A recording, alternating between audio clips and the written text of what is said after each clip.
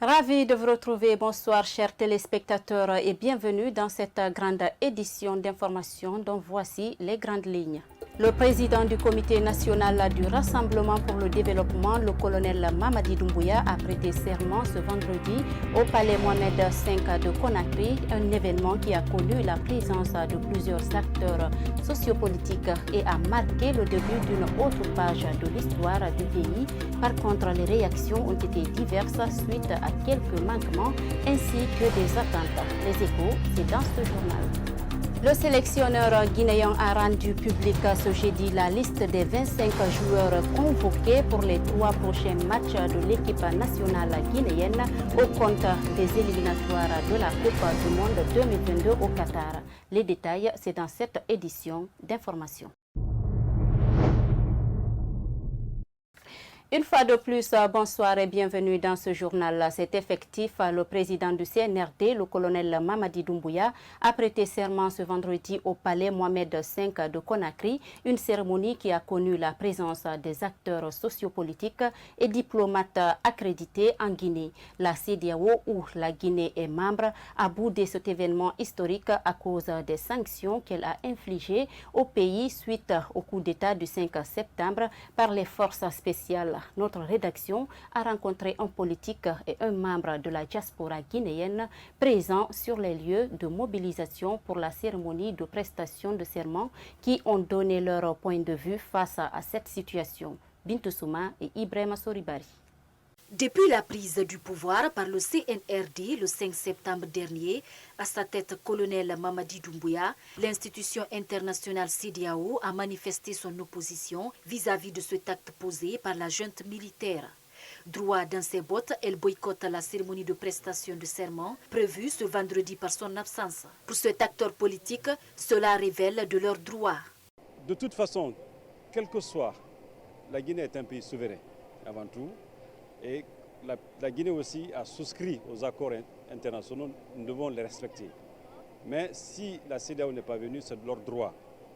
Mais pour la bonne marche du pays, on ne peut pas aussi laisser le pays dans cet état, ne pas mettre quelque chose en place pour la marche du pays.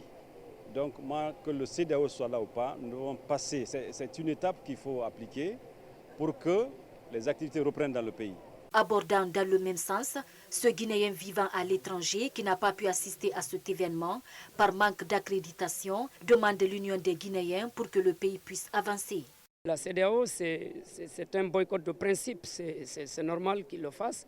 Mais ce qui est essentiel ici aujourd'hui, c'est que nous, en tant que Guinéens, que nous nous comprenions entre nous ici pour pouvoir tourner cette page et vraiment faire de la Guinée une Guinée unie, une Guinée prospère et une Guinée démocratique. Nous estimons qu'avec l'arrivée de ces militaires que nous considérons patriotes, ça va permettre à la Guinée finalement d'accès à une démocratie paisible, c'est-à-dire l'organisation des élections libres et transparentes. La Guinée est en train de tourner une nouvelle page de son histoire. Il faut que le nouveau président soit attentif à sa population pour mener à bien cette transition et éviter des propagandistes, ont conclu ces acteurs. Restons toujours dans le même cadre pour dire que lors de cette grande cérémonie qui marque le début d'une autre page de l'histoire du pays, plusieurs médias privés ont été mis de côté, un fait qui a été fustigé par un journaliste, Mariama Bari et Ibrahima Soribari. Le chef de la junte qui a évincé Alpha Condé au pouvoir le 5 septembre dernier est désormais officiellement le président de la transition guinéenne. Mamadi Doumbouya a prêté serment ce vendredi 1er octobre 2021 au palais Mohamed V de Conakry. Mais lors de cette grande cérémonie qui marque le début d'une nouvelle page de l'histoire du pays, plusieurs médias privés ont été mis de côté. Parmi une centaine, seulement une trentaine ont reçu d'accréditation pour accéder à l'enceinte du palais. Interrogé, Mamadou Misbah Diallo, directeur de publication d'un journal papier de la place, a dénoncé cet acte. Le nombre, c'est minime, il faut dire. Il n'y a pas que 30 médias. Maintenant, supposons que les 30 médias, tous les médias ne sont pas représentés là-bas. Tous les médias, par exemple moi, Je suis directeur de publication d'un journal, donc mon journal n'est pas représenté. La majeure partie des grands médias ils ne sont pas représentés là-bas. Vous voyez ce que ça fait? Poursuivant, ces journalistes invitent les nouvelles autorités de prendre des dispositions pour que dans l'avenir, la presse ne soit plus exclue dans de tels événements.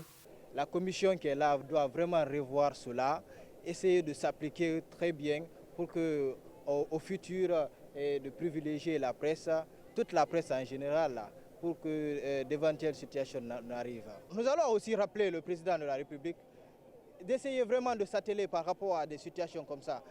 Les médias sont ceux qui sont censés informer de près ou de loin les citoyens. Par conséquent, la presse doit être privilégiée, a conclu Mamadou Misbahou Diallo. Je vous le disais également ce vendredi, le colonel Mamadi Doumbouya a prêté serment après le renversement du pouvoir d'Alpha Condé le 5 septembre dernier au lieu de départ au Palais du Peuple. Ils sont nombreux ces invités qui ont exprimé leurs attentes aux nouvelles autorités avant de rallier le Palais Mohamed V de Conakry où la cérémonie de prestation de serment était prévue. Alpha Oumar Diallo et Ibrahim Paye Kamara étaient de la partie. Nous sommes présentement au Palais du Peuple de Conakry, le lieu prévu pour recevoir les invités qui doivent assister à la prestation de serment du colonel Mamadi Doumbouya. Parmi ces invités, le président de l'Union des forces républicaines, Sidia Touré, était présent. Merci, on est heureux d'aller participer à la prestation de serment. Voilà, avec beaucoup de plaisir, nous allons assister à la cérémonie et puis voilà. Elhaj Mansour Fadiga, l'un des invités de cette cérémonie, exprime ses attentes. Nous sommes pleins d'espoir. L'homme vit avec l'espoir. Les déclarations et les actes déjà posés nous donnent de l'espoir que ça ira maintenant, Inch'Allah, en Guinée. C'est pourquoi nous avons accepté cette fois-ci de venir assister à son investiture. La nouvelle transition, nous attendons qu'il y ait très bien les choses comme ça se doit, comme ils ont promis. La vice-présidente chargée des questions du genre et enfance au CNOSC appelle le président de cette transition, dont la durée reste toujours inconnue, à plus de vigilance. Ce que je peux attendre d'eux, c'est de mettre en marche la machine de la démocratie effective. Une marche effective de la démocratie dans notre pays, là où il faut bon vivre. Après avoir prêté serment, le colonel Mamadi Doumbouya aura la lourde tâche de choisir son chef de gouvernement pour conduire cette transition qui démarre dès ce vendredi 1er octobre 2021.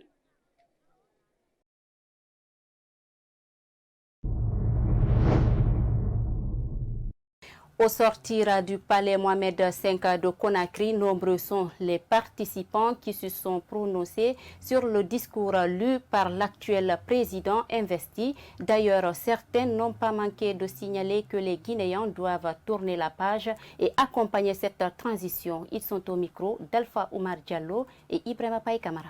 C'est une atmosphère de collaboration et je crois que nous avons tous le devoir vraiment de les aider cette fois-ci pour qu'on puisse réussir notre transition, pas comme la dernière fois.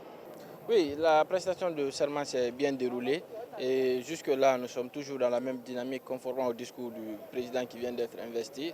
Et nous estimons qu'aujourd'hui, le propos qui a été tenu rassure les uns et les autres. Et tout reste à voir est-ce qu'ils seront à la mesure de pouvoir être être à la hauteur des aspirations du peuple de Guinée. Nous croyons. Parce que comme il a si bien mentionné, il s'agit d'une question de dignité qui est l'harmonie entre le dire et le faire. Nous avons beaucoup de textes, les plus beaux textes de la sous-région. Il s'agit simplement de pouvoir les appliquer en ce sens à la République Guinée où le peuple guinéen pourra mieux s'en tenir. C'était une journée historique comme vous le savez, suite donc au changement de régime intervenu le 5 septembre passé. Il était de bonne loi que les nouvelles autorités militaires prêtent serment aujourd'hui devant Dieu et devant le peuple. Donc aujourd'hui, nous sommes allés écouter cette prestation de serment. Le président de la transition a tenu un discours courageux, un discours audacieux, mais surtout un discours patriotique et un discours d'engagement.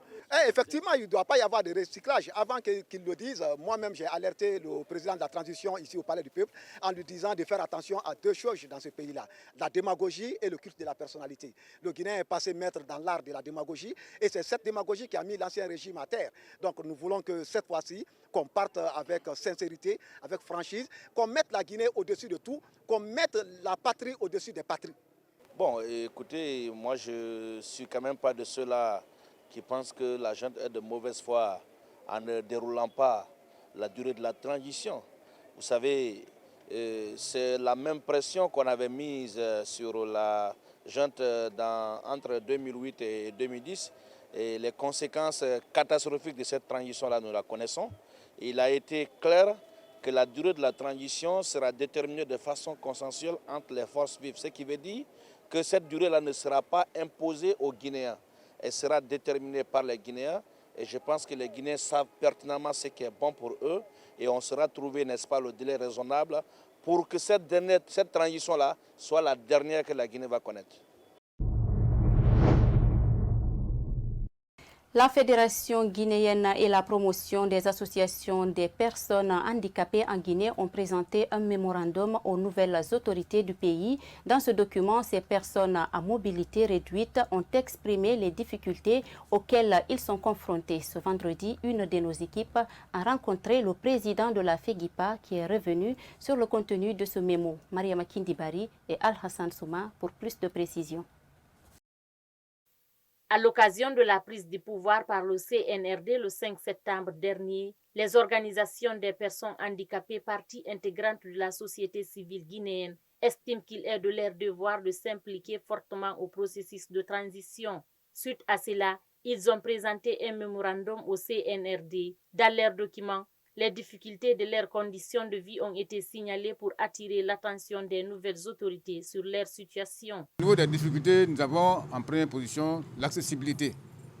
L'accessibilité regroupe l'accès des personnes handicapées à tous les secteurs de la vie de la nation.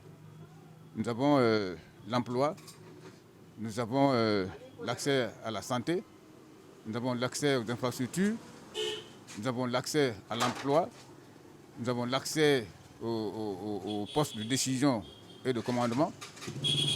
Nous avons l'accès à la vie politique. Les recommandations ont été faites à l'endroit du Comité national de rassemblement pour le développement englobent tous ces éléments-là pour que nous aussi nous soyons nous jouissions de nos droits. Cependant, il invite les nouvelles autorités à faire participer cette couche de la société dans les prises de décision au sein de l'État.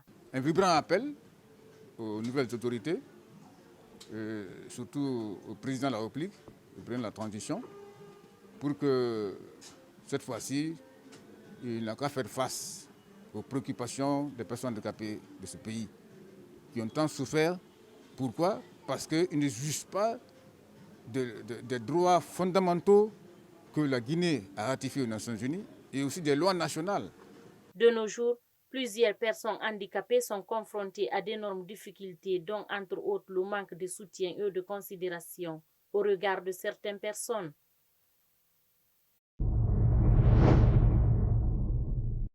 La pollution de la mer et l'urbanisation poussée en bordure de mer sont deux facteurs aujourd'hui qui risquent de faire disparaître l'espèce humaine d'ici 2050 selon les experts en la matière. Face à cette situation, le constat en Guinée révèle que le pays risque gros car dans plusieurs endroits dans la capitale, les déchets et autres ordures sont massivement visibles en bordure de mer. Ibrahima Timbobari et Ibrahima Khalil Silla. Reportage.